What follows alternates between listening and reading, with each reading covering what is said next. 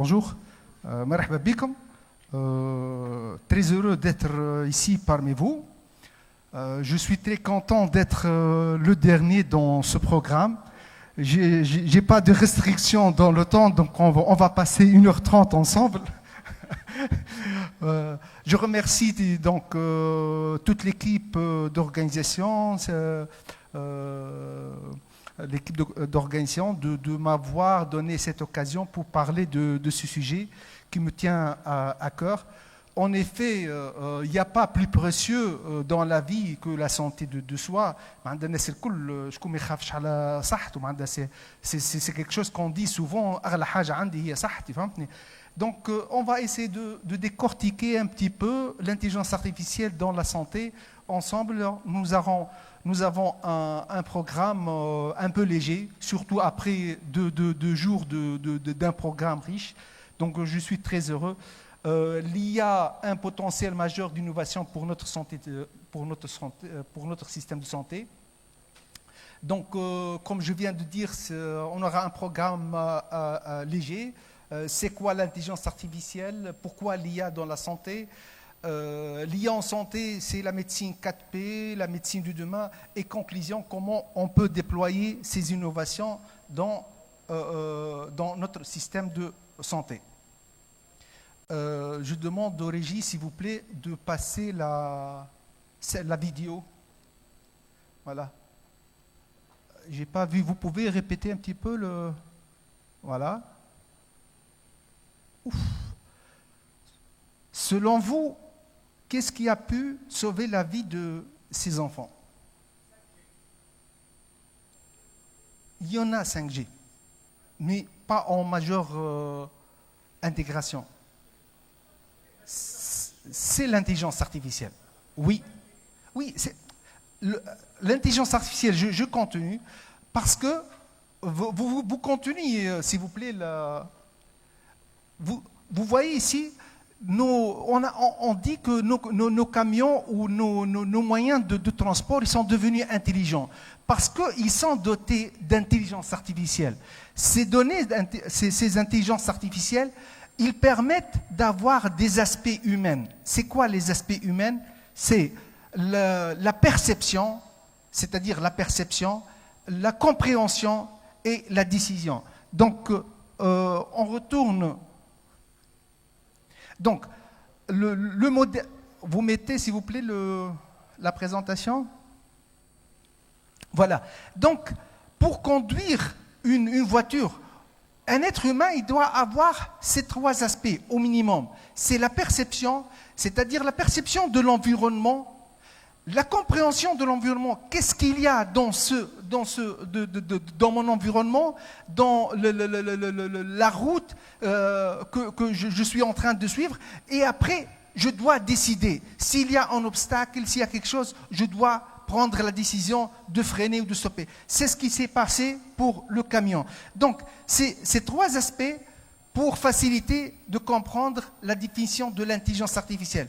Aujourd'hui, on trouve beaucoup de définitions, mais la seule que je la trouve très intuitive et facile à comprendre, c'est celle-ci. L'intelligence artificielle donc, comprend un ensemble de technologies qui permet de simuler de l'intelligence humaine et d'accomplir automatiquement les trois tâches qu'on a vues, la perception, la compréhension et la prise de décision.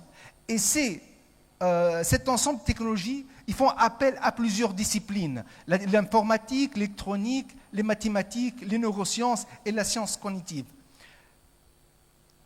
Donc, pourquoi a-t-on besoin d'intelligence artificielle de façon générale? Aujourd'hui, on atteint parfois dans les recherches ou dans notre vie au niveau des chercheurs, on arrive à plus trouver des solutions sur des problèmes pointus. Donc, on essaie de virtualiser ces problématiques de façon virtuelle pour trouver des solutions. Aujourd'hui, on utilise l'intelligence artificielle pour réduire les erreurs humaines. On trouve l'intelligence artificielle, elle est très réputée dans l'aérospatial. On utilise l'intelligence artificielle aussi pour aider à la prise de décision. Aujourd'hui, un médecin, à titre d'exemple, lorsqu'il est dans une opération chirurgicale et il a devant lui un tissu qui n'arrive pas à donner rapidement de la décision si c'est un cancer maligne ou donc l'intelligence artificielle elle va lui aider rapidement à prendre la décision, et aussi l'intelligence artificielle elle permet d'optimiser les workflows, les process, et gagner dans la production, surtout pour des tâches chronographes ou des opérations répétitives. Donc on utilise l'intelligence artificielle. C'est pourquoi, pour ces trois choses, qu'on a besoin d'y aller à l'intelligence artificielle. Aujourd'hui, il n'y a pas un jour qu'on n'entend pas parler de l'intelligence artificielle. À chaque fois qu'il y a une innovation, c'est l'intelligence artificielle qui est au cœur de ce sujet. L'intelligence artificielle, aujourd'hui, est au cœur de tous les secteurs. Elle va changer notre vie, nos repères, nos quotidiens. Donc, on la trouve dans les transports, dans l'environnement, dans l'énergie et plus spécialement dans la santé. Pourquoi l'IA dans la santé ? Donc, aujourd'hui, le parcours de soins pour un patient lorsqu'il se rend à un établissement hospitalier, c'est un parcours qui est lent, qui fatigue le patient. Donc, est-ce que l'intelligence artificielle pourra-t-elle aider à optimiser ce parcours de patient ? Bon, je n'ai pas trouvé comment mettre une image du parcours du patient tunisien parce que ça sera beaucoup plus long. Aussi, l'intelligence artificielle permet-elle de réduire le développement et la recherche ? Aujourd'hui, pour faire de la recherche et développement, il faudra énormément de budget. L'intelligence artificielle peut-elle réduire la durée dans la recherche et le budget ? Aussi, est-ce qu'elle permet de personnaliser les traitements pour un patient malade ? Un patient malade aujourd'hui qui a un cancer ou il y a une pathologie, parfois il prend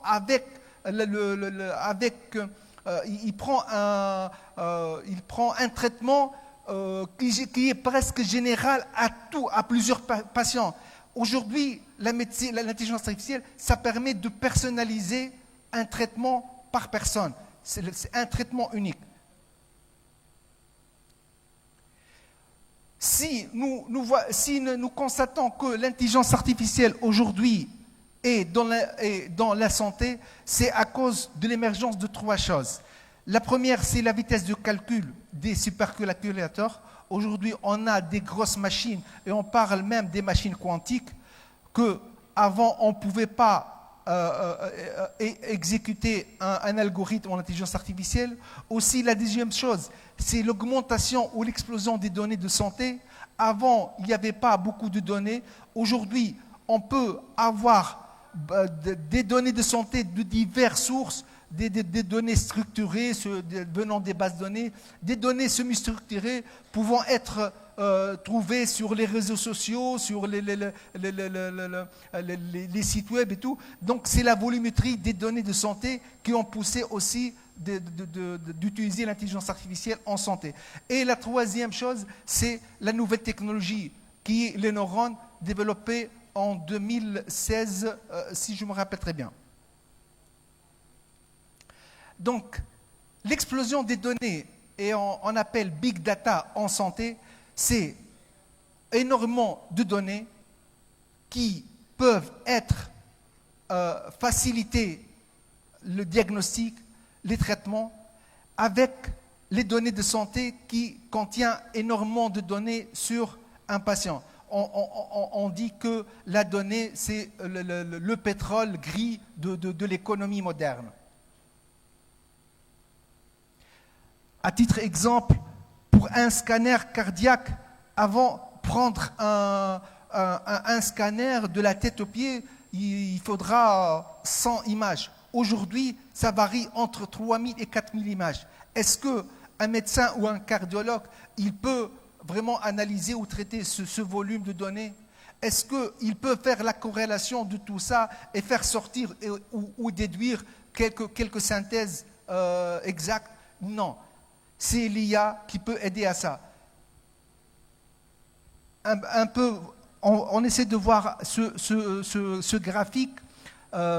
C'est une étude menée par IDC, un grand cabinet américain, où il montre que l'évolution des données de santé, elle est en première position par rapport aux autres données qui sont la donnée de la finance ou bien la donnée de l'industrie. Donc, il y a une grande importance du marché de l'IA dans la santé. L'IA en santé, la médecine 4P, et c'est la médecine du futur. Aujourd'hui, on trouve la médecine, on trouve l'intelligence artificielle sur plusieurs applications. On peut citer la médecine prédictive, la médecine de précision, l'aide à la décision, la prévention dans la pandémie. Vous savez peut-être très bien qu'en 2020, comment ils ont pu détecter la pandémie Covid, c'est une start-up canadienne qui s'appelle Blue Dot, qui est la première qui a pu savoir qu'il y a une pandémie qui aura lieu avant même l'Organisation mondiale de la santé. On va essayer de voir quelques exemples pour chacune de ces applications. La médecine 4P, c'est la médecine proactive, c'est-à-dire on passe de la médecine classique qui est curative, on tombe malade, on va se soigner. Non, la médecine 4P, qu'on appelle préventif, prédictif, participatif et personnalisé, c'est essayer de détecter les maladies avant qu'elles se manifestent. Aujourd'hui même, on travaille sur la génome de la personne, c'est-à-dire on peut même étudier toutes les données d'une personne, de sa gène, de ses chromosomes, pour qu'on personnalise un traitement spécifique à lui, c'est-à-dire un traitement unique.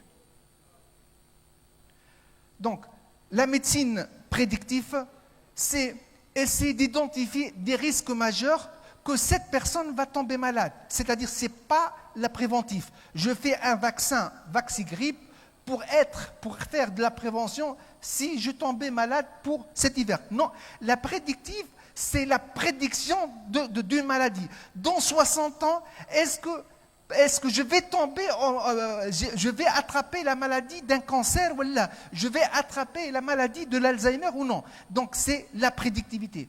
On peut, donc, des facteurs, étudier s'il y a des facteurs de risque.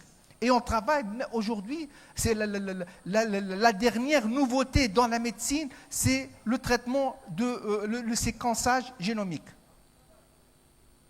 Donc, et lorsqu'on parle des données, les données d'un patient, ce sont les données cliniques, son dossier, les données des images, les données du patient et même les données de l'environnement, de son environnement. C'est-à-dire, je peux citer un exemple.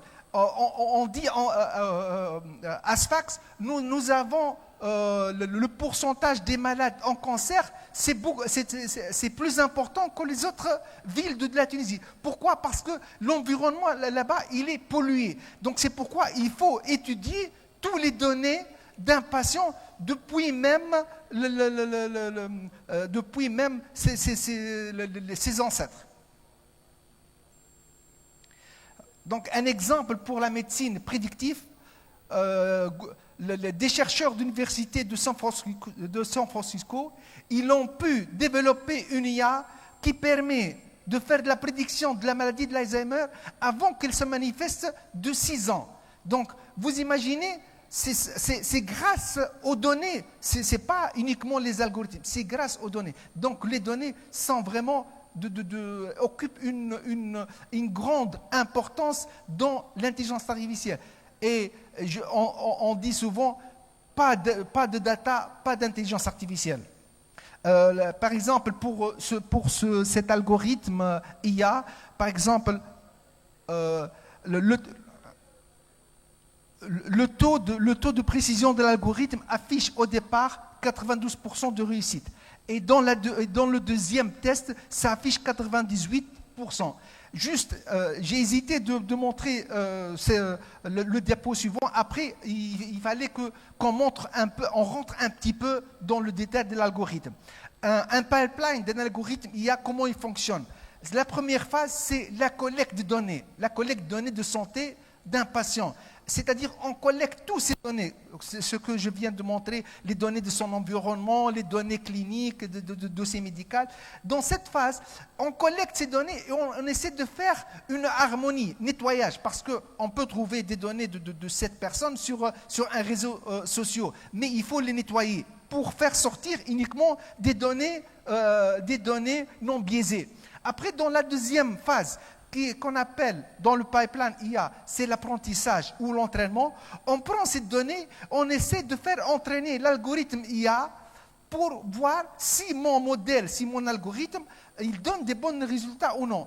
On entraîne. C'est-à-dire, par exemple, je ramène un dossier médical d'une personne X. J'introduis toutes ces données et je lui dis que cette personne, il est malade, par exemple, par une maladie X. J'essaie donc de faire l'apprentissage d'un algorithme IA avec la notation. Et pour tester que mon modèle il fonctionne très bien, c'est la phase 3. On donne à cet algorithme des cas concrets qu'une personne il est bien malade de cette maladie X et il est décédé. Et on essaie de voir si mon algorithme il donne le bon résultat que je connais à l'avance. Donc c'est bien ça, pour mesurer la performance d'un algorithme.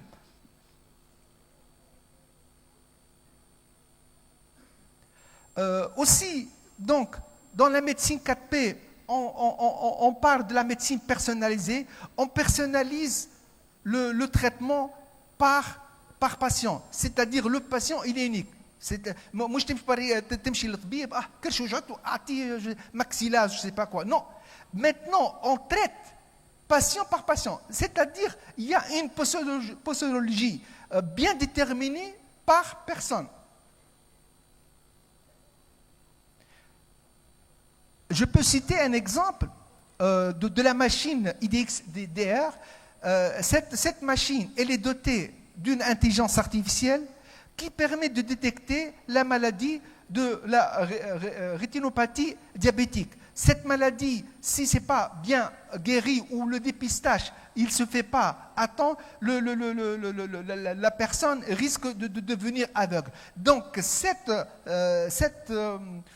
appareil, elle est accréditée par la FDA. La FDA, c'est la Food and Drug Administration. C'est l'administration américaine qui accrédite est-ce que ce produit il sort sur le marché ou non.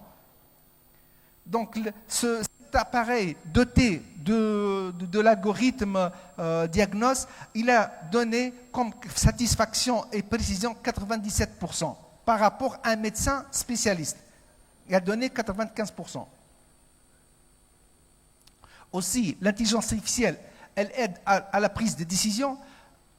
Un exemple, un médecin, comme je viens de le dire, un médecin, il est dans la salle d'opération, il est en train de faire une intervention un peu pointue. Il a constaté qu'il y a quelque chose qui n'est pas bien. Donc, ça va dans la médecine classique maintenant, ça va prendre du temps pour analyser ce tissu de la peau du patient. Alors, avec l'intelligence artificielle, 2 minutes, elle peut lui aider à prendre la décision si c'est quelque chose de méchant ou c'est sain. Il faut passer. Il faut éviter de faire cette intervention. Exemple, le cancer du sein, parmi les choses que les mammographies, un médecin ne peut pas facilement lire les mammographies. Et ce n'est pas facile parfois à interpréter. Il y a des choses qui ne se voient pas à l'œil nu du médecin. Et aussi, il y a le dépistage retard. Aujourd'hui, on trouve beaucoup de femmes, à partir de l'âge de quarantaine, normalement, elles font un dépistage chaque 2 ans. Mais ils ne font pas, en Afrique, par manque de moyens, mais toute région, elle a ses propres problématiques. Donc, Google, elle a développé cet algorithme qui s'appelle Lisa. Elle a pu donner des solutions très percutantes et elle peut minimiser les erreurs pour dire que ça, c'est un cas négatif ou positif.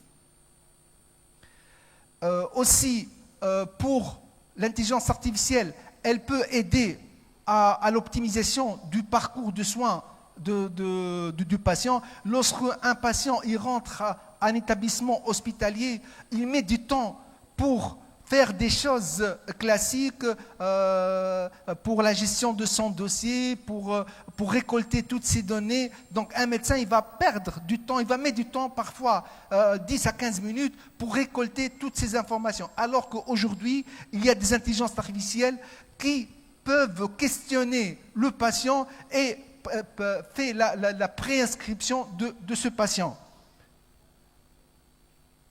Vous savez certainement, vous avez rencontré certainement ces photos. C'était à la période de la pandémie. Nous avons été choqués par ces photos des cadavres en Chine qui sont morts dans la rue, ou bien les établissements hospitaliers, ils sont tellement saturés parce qu'ils n'ont pas l'habitude de recevoir énormément de patients en même temps. Donc tout ça, on peut, avec l'intelligence artificielle, faciliter les accès, faciliter les admissions des patients dans leur parcours. Exemple, avec IBM, elle a développé un algorithme qui s'appelle Speech to Text. Il facilite de l'inscription, de l'admission d'un patient. Aujourd'hui, on trouve par exemple cette plateforme la plus populaire dans le monde, qui s'appelle NVIDIA Clara. Cette plateforme, aujourd'hui, ils l'utilisent pour la construction, pour la mise en place des hôpitaux, l'hôpital du futur. Elle permet de gérer jusqu'à 10 000 patients dans un hôpital. Et elle fonctionne avec autant de capteurs qui sont installés dans les chambres des malades, dans les couloirs. Donc, elle peut gérer toutes les informations à l'instant T. Elle fait même, par exemple, elle détecte un malade lorsqu'il subit un choc à l'intérieur de sa chambre. Donc, c'est très intéressant comme solution pour l'hôpital du futur. Et aujourd'hui, tous les pays modernes, les pays développés, ils sont en train de construire les hôpitaux du futur. Juste une cartographie, et je vais terminer. Une cartographie, elle montre les solutions qui sont accréditées par la FDA. Ce sont des solutions des algorithmes IA. Par exemple, vous pouvez voir dans la radiologie, qui est le domaine le plus utilisé avec l'intelligence artificielle, on trouve qu'il y en a beaucoup de solutions. Dans la cardiologie aussi, mais il y en a d'autres que le marché, il est en essor. Et je termine, si vous pouvez, monsieur le régisseur, vous pouvez mettre la vidéo, s'il vous plaît. La vidéo, s'il vous plaît. Voilà. On termine avec cette vidéo. Vous mettez le son, s'il vous plaît. Le son.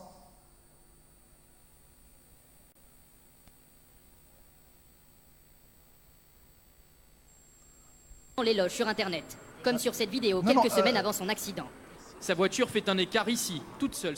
George Brown avait 40 ans. C'était un passionné, toujours fier de sa Tesla électrique et de son système de pilotage automatique. Il en faisait d'ailleurs régulièrement l'éloge sur Internet, comme sur cette vidéo quelques semaines avant son accident. Sa voiture fait un écart ici, toute seule sur la droite, pour éviter ce camion, à gauche, qui se rabat sur lui. Josh n'a rien eu à faire ce jour-là. Je ne sais vraiment pas ce que je vais faire de mes mains maintenant. Vous n'avez plus aucun stress, plus besoin de se soucier de quoi que ce soit sur la route. Vous laissez faire. Mais un mois plus tard, Josh Brown va mourir sur cette route au volant de sa Tesla. Le système de pilotage automatique est pourtant activé. Mais il n'a semble-t-il pas détecté la remorque de ce poids lourd qui coupe la route devant lui pour tourner à gauche. Il est arrivé si vite sous ma remorque que je ne l'ai pas vu. Selon Tesla, le constructeur de la berline, le soleil très brillant ce jour-là et la hauteur de la remorque pourraient expliquer pourquoi la présence du camion n'a pas été détectée.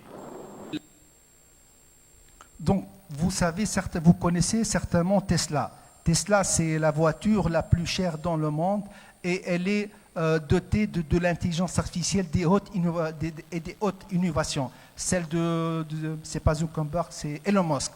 Et qu'est-ce que vous pouvez constater dans cette vidéo? Comment? Ouais. Effectivement, oui, si vous pouvez continuer. Bon, il faut bien contrôler l'intelligence artificielle, il faut bien gérer. Ouais. C'est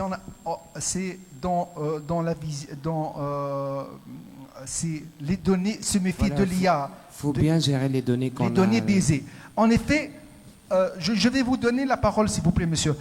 On a commencé ma conférence avec l'IA, elle a sauvé des vies. Parce que le camion, il est doté d'un système de pilotage qui est un système basé sur des algorithmes IA.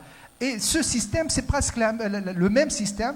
Cette Tesla, elle est dotée d'une application, d'un algorithme intelligence artificielle, et elle a mis le conducteur dans une situation critique qui ne s'est pas stoppé au moment crucial, donc il a failli sa mort. Donc ici, on constate qu'il ne faut pas donner confiance en IA, il faut toujours se méfier de vos données. Il faut toujours actualiser et auditer votre algorithme IA. Parce qu'une IA, on ne peut pas dire une IA, elle est performante, elle restera toujours performante. Il faut toujours actualiser vos données. Et je termine avec la dernière slide. Tout ce que je viens de dire, c'est bien. Les innovations dans la santé, la technologie sauve des vies. Mais si on veut vraiment déployer ces innovations, il y a beaucoup de sujets à débattre, il y a beaucoup d'enjeux. Parmi comment on va collecter ces données de santé, et notre frère Hatem, qui tout à l'heure, il a parlé sur la souveraineté de données. Donc il faut voir comment gérer et collecter ces données.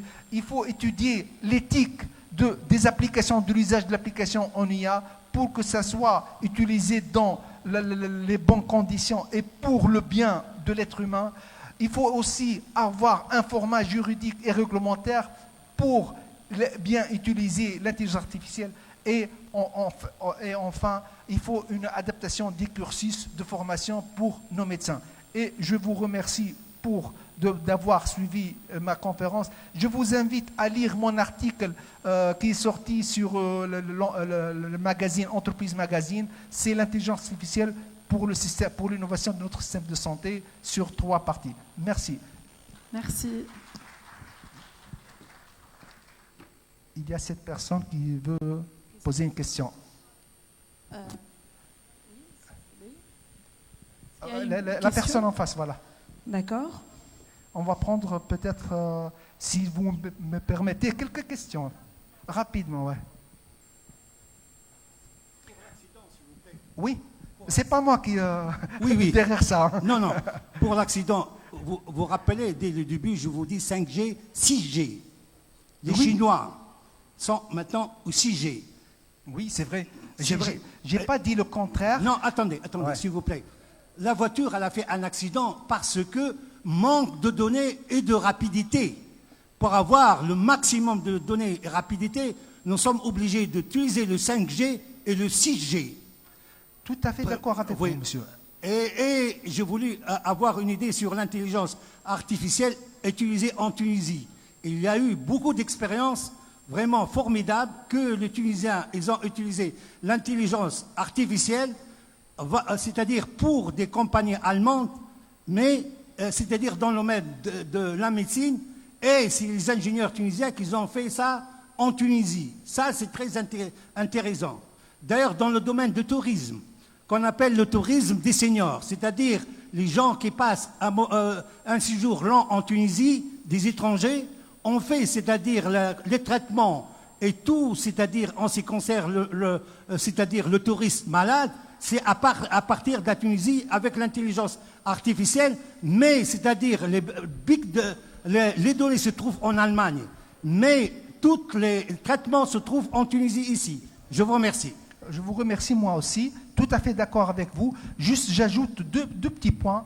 Pour la 5G et la 6G, c'est vrai, il faut avoir des réseaux IoT très rapides pour accélérer l'échange de données. Ceci dit, j'ajoute, pour les voitures autonomes, on utilise aujourd'hui la technologie Edge Computing. Qu'est-ce que ça veut dire Edge Computing? C'est-à-dire les données, ils sont traitées au niveau de l'appareil, au niveau de l'automobile. Parce que, quelle que soit la vitesse la vitesse du réseau GSM, ils ne vont pas envoyer les données pour être analysées dans un data center pour qu'il revienne et il donne la décision. Non, dans le domaine de l'automobile, on utilise l'edge computing. Et j'ajoute le deuxième point, oui. Aujourd'hui, si on veut développer l'intelligence artificielle en Tunisie, il faut une stratégie nationale IA dans tous les domaines. Et c'est ce que j'ai participé en mois de mars dans le comité d'organisation dans la stratégie nationale. Et j'espère un jour, peut-être dans les semaines qui suivent, on aura cette stratégie pour donner une visibilité à nos startups, pour donner à nos entrepreneurs comment ils voient leur business avec cette stratégie. Je vous remercie. Merci beaucoup, Simed. On va l'applaudir. Merci beaucoup. Yatik Alf Saha. Merci. Yatik Saha.